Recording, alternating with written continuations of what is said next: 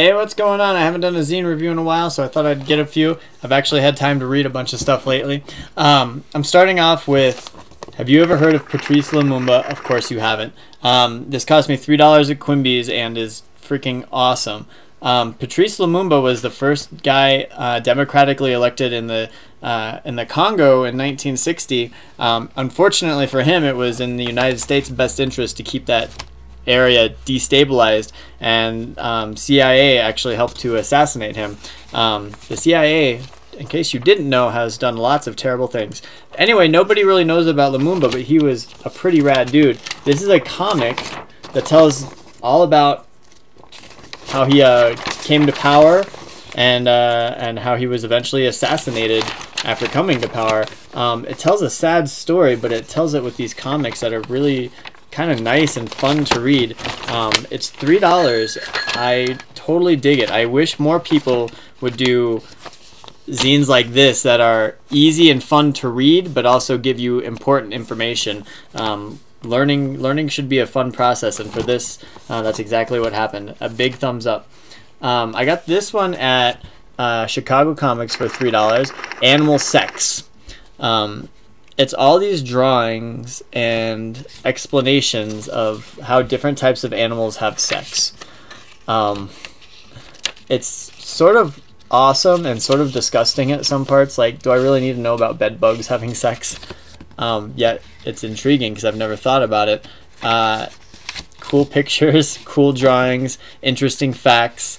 A fun little read. Yeah, I don't know what else to say. $3 if you want to learn about how animals have sex. Burn Collector number 15. For some reason, I didn't really get into Burn Collector 14. Not to say that I didn't like it, but it wasn't my favorite Burn Collector. In general, Burn Collector is maybe my favorite zine, maybe ever. I think Al's writing is, I don't know who writes better than him. Not really anybody. He's right up there. This he's living in Berlin now. Berlin, the city in Germany, and this is it's the typical Burn Collector. Lots of words, lots of stories, a few pictures.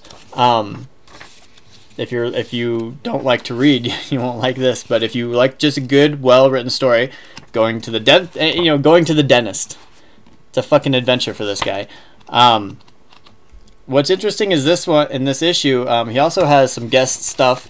Anne Elizabeth Moore is one of my favorite people. There's a thing in here, an interview with Liam Warfield, who is also one of my favorite people. That guy there.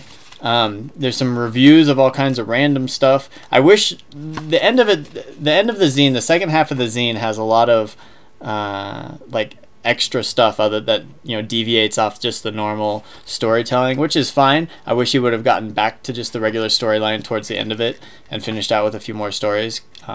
But overall, I read it cover to cover. $4 at Chicago Comics.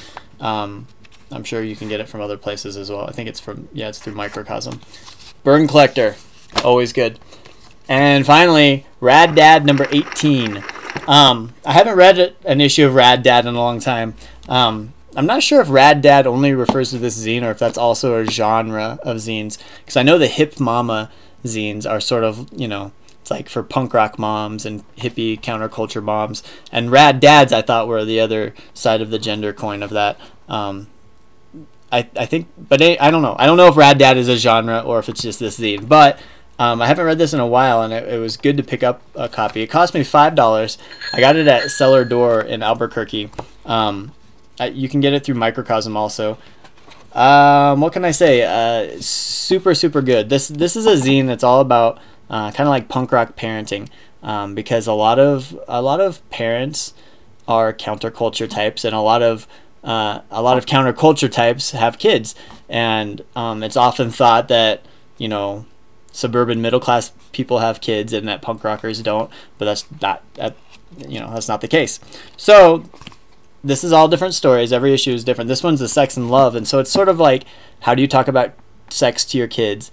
When do you explain things? When is it okay for kids to be how old should a kid be wearing clothes? Like, if a kid wants to run around naked, is it okay or not? Like, those types of questions, parenting questions, but from like a punk rock perspective.